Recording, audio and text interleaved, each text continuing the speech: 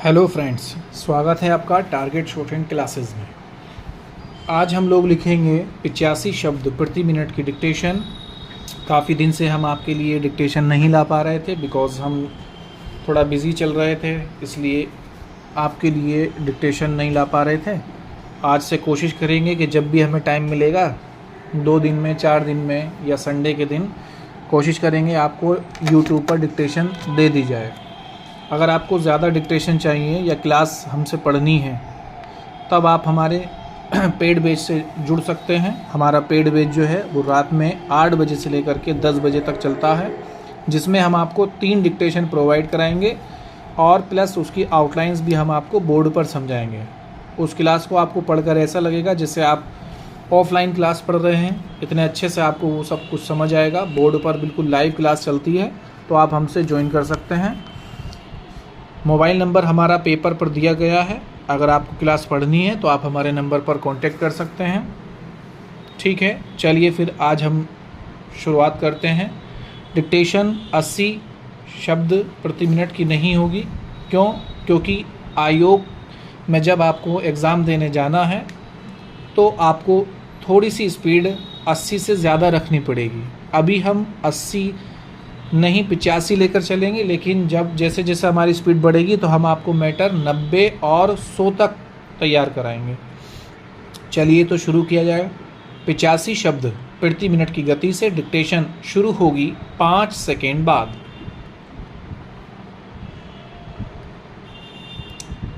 Start. महोदय, इतिहास में युद्धों को अक्सर महान उद्देश्यों, राष्ट्र की रक्षा और सम्मान की भाषा में प्रस्तुत किया जाता है, लेकिन जब हम युद्धों के आर्थिक और सामाजिक परिणामों का विश्लेषण करते हैं तो एक कठोर वास्तविकता सामने आती है। युद्ध केवल सेनाओं का टकराव नहीं होते, बल्कि वे धन, भूमि और संसाधनों के पुनर्वितरण का साधन भी बनते हैं। साधारण लोग युद्धों में मरते हैं, घायल होते हैं, अपने घर और खेत खो देते हैं, जबकि अत्यंत धनी वर्ग, बड़े उद्योगपति और वित्तीय घराने युद्धों के दौरान असाधारण लाभ अर्जित करते हैं।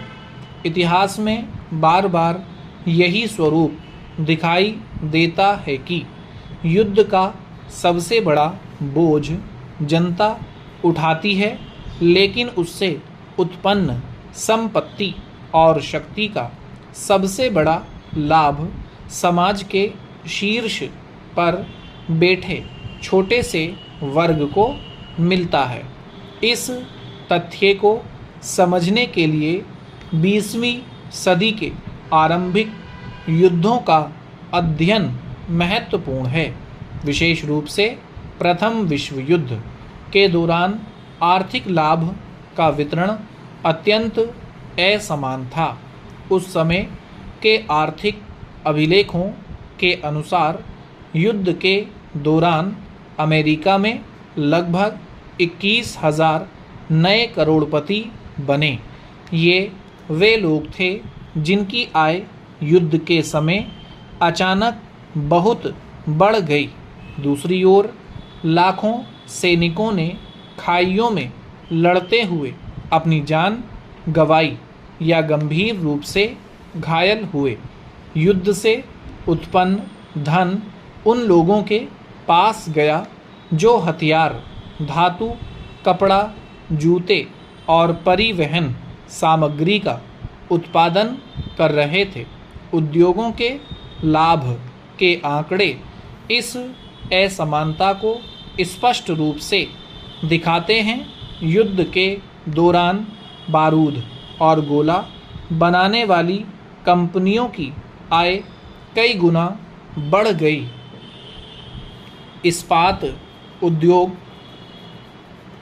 जो जहाज, तोप और हथियार बनाने के लिए आवश्यक था, उसके लाभ में भी असाधारण वृद्धि हुई। तांबा, कोयला और अन्य धातुओं से जुड़े उद्योगों ने भी भारी लाभ कमाया, क्योंकि युद्ध में इन संसाधनों की मांग बहुत अधिक थी। मुनाफा कमाने वाले उद्योगों के मालिक युद्ध के मैदान से दूर थे, लेकिन युद्ध की परिस्थितियों ने उन्हें अत्यंत समृद्ध बना दिया।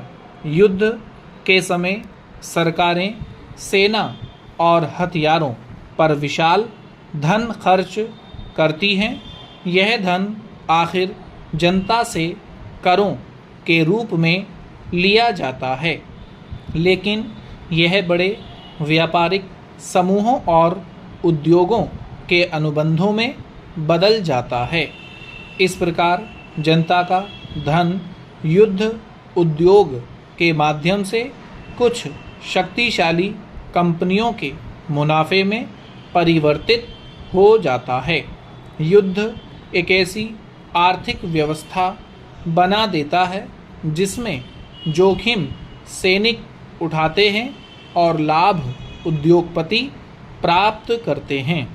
भूमि और संसाधनों पर नियंत्रण भी महत्वपूर्ण परिणाम होता है। इतिहास में अनेक बार युद्धों के बाद विजित क्षेत्रों की भूमि को नए शासकों और उनके समर्थकों में बांट दिया गया। स्टॉप।